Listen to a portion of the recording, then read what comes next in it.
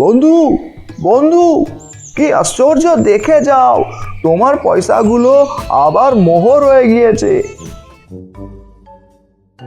আজকে আপনারা আমাদের চ্যানেলে শুনছেন একটি দম ফাটা হাসির গল্প। গল্পটি লিখেছেন সুকুমার রায়।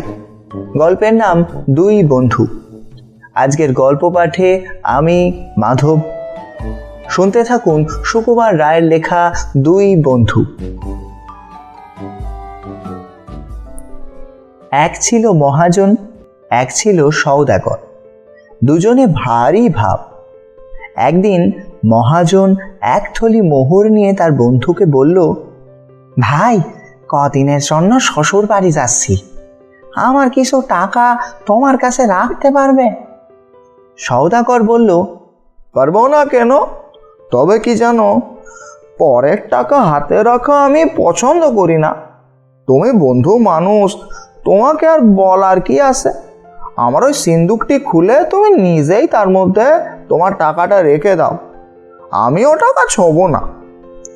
তখন মহাজন তার থলে ভরা মোহর সেই সওদাগরের সিন্দুকের মধ্যে রেখে নিশ্চিন্ত মনে বাড়ি গেল। এদিকে হয়েছে কি, বন্ধু যাওয়ার পরেই সওদাগরের মনটা কেমন উসখুস করছে।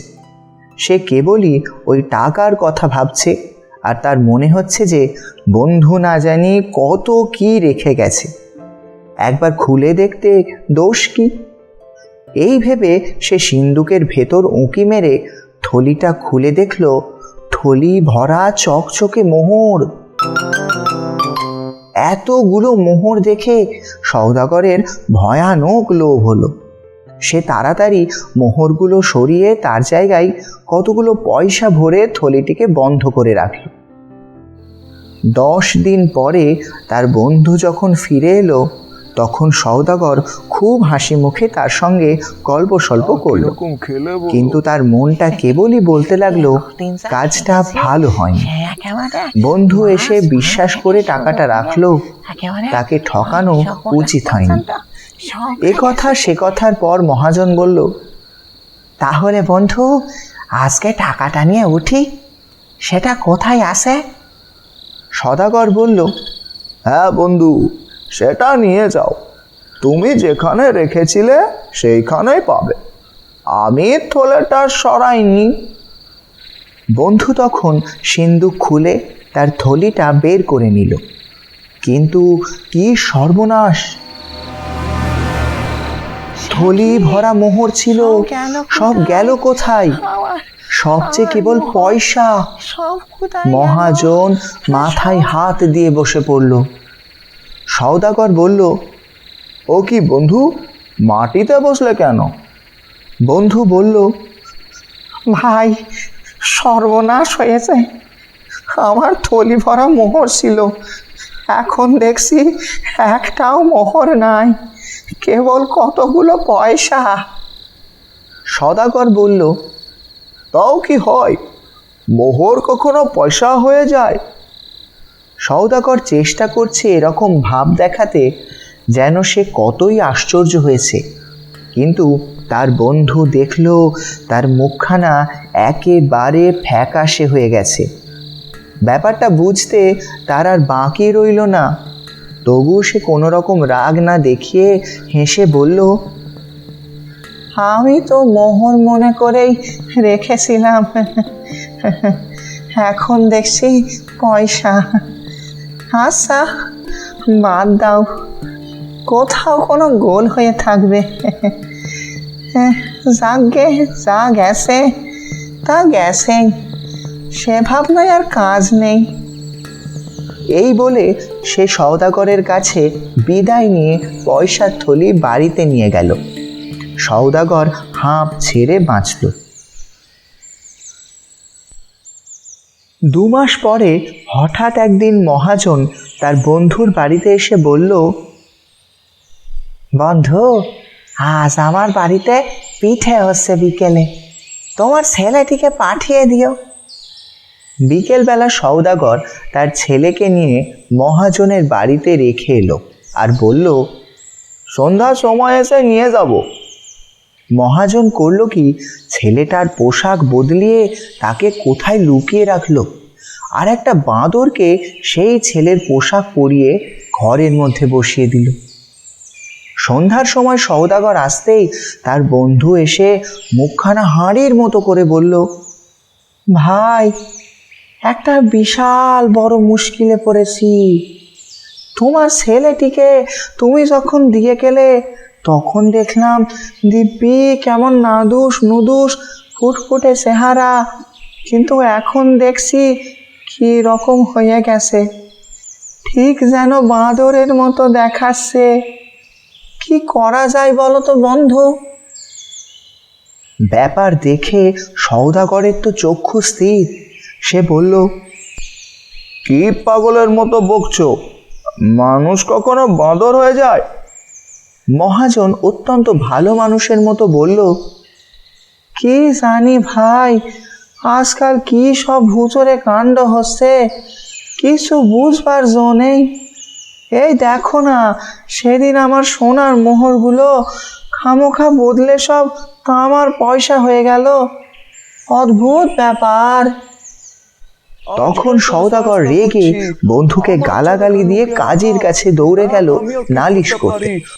কাজীর হুকুমে 4 পেয়াদা এসে মহাজনকে পাকড়াও করে কাজীর সামনে হাজির করল। কাজী বললেন, তুমি এ ছেলেকে নিয়ে কি করেছো? শুনে চোখ দুটো গোল গোল করে মস্ত বড় হাঁ করে মহাজন বলল, আমি মুখ্য সূক্ষ্ম মানুষ, অত কি সব বুঝতে পারি। হুজুর, ওর বাড়িতে মোহর রাখলাম, 10 দিনে সব পয়সা হয়ে গেল। আবার দেখুন, ওর ছেলেটা আমার বাড়িতে আসতে না আসতেই ল্যাজ গজিয়ে দস্তুর মতো বাঁদর হয়ে উঠেছে। কি রকম যে হচ্ছে, আমার বোধ হয় সব ভুতুড়ে কাণ্ড। এই বলে সে কাজীকে লম্বা সেলাম করতে লাগলো। কাজীও চালাক লোক, ব্যাপার বুঝতে তার বাকি রইল না। তিনি বললেন, আচ্ছা, তোমরা ঘরে যাও, আমি দৈবজ্ঞ ফকির ডাকিয়ে মন্ত্র পড়ে ভূত ঝাড়িয়ে সব শায়েস্তা করছি। তোমার পয়সার থলি ওর কাছে দাও, আর তোমার বাঁদর ছেলেকে এর কাছেই রাখো। কাল সকালের মধ্যে যদি সব ঠিক না হয়, তবে বুঝবো এতে তোমাদের কারুর শয়তানি আছে।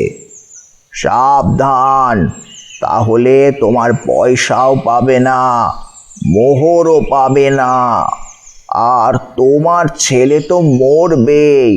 ছেলের বাপ মা খুড়ো জ্যাঠা সব শুদ্ধ মেরে সাবার করব। সওদাগর পয়সার থলি সঙ্গে নিয়ে ভাবতে ভাবতে ঘরে চলল। মহাজন বাঁদর নিয়ে হাসতে হাসতে বাড়ি ফিরল। ভোর না হতেই সওদাগর থলির মধ্যে আবার মোহর ভরে মহাজনের বাড়ি গিয়ে বলছে, বন্ধু বন্ধু, কি আশ্চর্য, দেখে যাও, তোমার পয়সাগুলো আবার মোহর হয়ে গিয়েছে। মহাজন বলল, তাই নাকি? কি আশ্চর্য, এদিকে সে বাঁদরটাও আবার তোমার খোকা হয়ে গেছে। তারপর মোহরের থলি নিয়ে সওদাগরের ছেলেকে ফিরিয়ে দিয়ে মহাজন বলল, দেখ জোসর, ফের আমায় বন্ধু বন্ধু বলবি তো মেরে তোর থোঁতা মুখ ভোঁতা করে দেব।